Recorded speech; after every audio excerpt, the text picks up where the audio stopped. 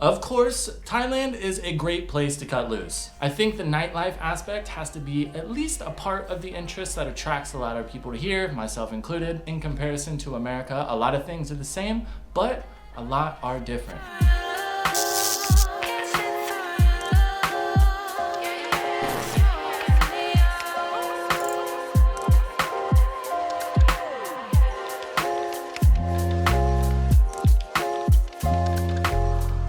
How's it going today, guys? I hope everybody is doing well. In today's video, I'm gonna go over just a few of the things that are gonna be different when you do go out to party in Thailand. A couple do's and don'ts, a few things that are just kind of etiquette, things that you might not be used to, some things that are okay and you don't really need to be worried about, as well as some things that you shouldn't do. Hopping right into it. Okay, there are a lot of different types of nightlife in Thailand, of course. Everything from small pool/beer bars is what they're generally called here, all the way up to full-blown nightclubs. So one of the first things that you need to understand is that different places offer different things. Now there is a whole side to nightlife here that we do not have in America most of the time. We'll get into that a little bit more later, but the first thing when you're getting ready to go out, you'll learn a little bit more after you spend some time here how to just kind of spot what type of places are what, but you need to decide what you're looking for entertainment-wise, the type of vibe that you're looking to enjoy, and understanding which type of places offer what. One thing that definitely took me a while to get used to is in America, a lot of bars were used to that kind of self-service vibe, especially when you get into more nightclubs and things like that. It's totally normal that you're there partying, you might grab a table to stand at, but if you want drinks, you go up to the bar. Now, while in Thailand, you can totally do this, but it's super rare for that to be the only type of service.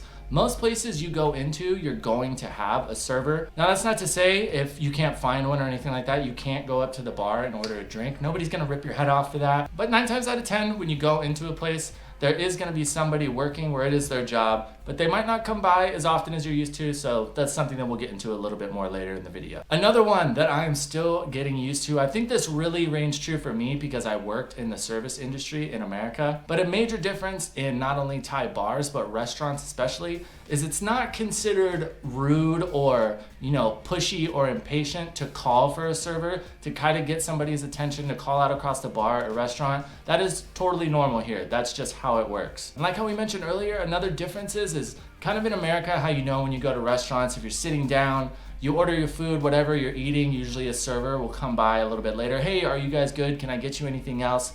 This is super rare in Thailand. Pretty much the way that it works is if you need something or you want something, you just got to get somebody's attention or, call out across the bar. Don't yell like a dick, but that's totally normal. A lot of places, especially bars, will have like bells or something on the table. I still hate doing it sometimes. I feel like I'm being rude, but that is just totally normal here. If you watch the Thais, that's just kind of how it works. That's one thing to get used to. Don't be shy. Don't be afraid to flag somebody down or let somebody know that you need a beer. Now this one might seem like common sense to most. It definitely did to me. I never really got confused on this. But when you come to Thailand, certain places when you go and you buy stuff, things are negotiable. Now if you're going to buy clothes at the night market or things like that, you can get a discount sometimes if you're like, hey, I'll buy 4 or 5 if you knock off a couple $100 baht.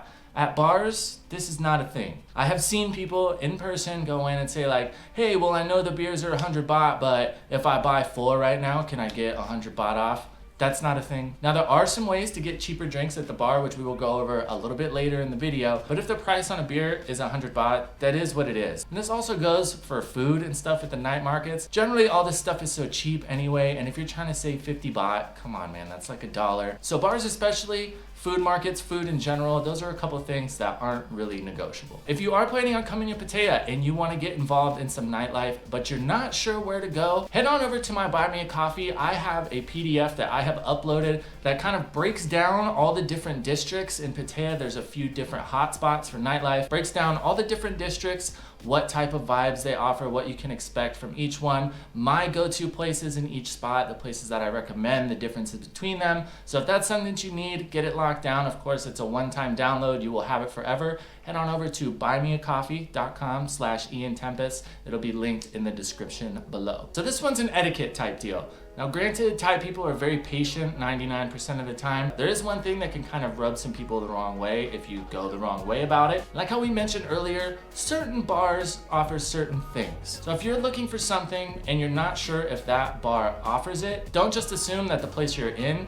is that type of place. There's plenty of bars that are very specific about what happens and what doesn't happen. If you're unsure, a lot of the times there's a manager or even the cashier a lot of the times in a lot of the bars, or there'll be one person in there that speaks English. So if you're not sure, just ask. Just assuming and trying to look for those types of things without really knowing what's going on can rub some people the wrong way, but just ask and you'll be all good. One big difference that I have definitely utilized, I used to do this all the time, not so much anymore just because I'm not going out as much, but if you're in a bar, especially if you've been there for a while, you're taking care of people, let's say you want some food or something from down the street, or maybe if you smoke, you want a pack of smokes, but you don't want to go all the way down the street and grab them yourself. It is totally normal and it's totally fine to ask somebody that's working in there if they can go grab them for you. Generally, the way that I go about it is I'll ask the manager or maybe the cashier, say, hey, can one of the girls or something go grab me some cigarettes? Generally, this is totally fine. They'll find somebody that's not too busy. But of course, if they go do that for you, take care of them, give them a tip, because they did go out of their way to help you out. But that's totally normal here. This should be enough to get you started. Moving forward, I will make some more videos going a bit more in depth. So if that's something you want to know, if you do want to learn more about the nightlife differences in Thailand compared to especially America, you know what to do. As always, thank you so much for tuning in, and I will catch you in the next video.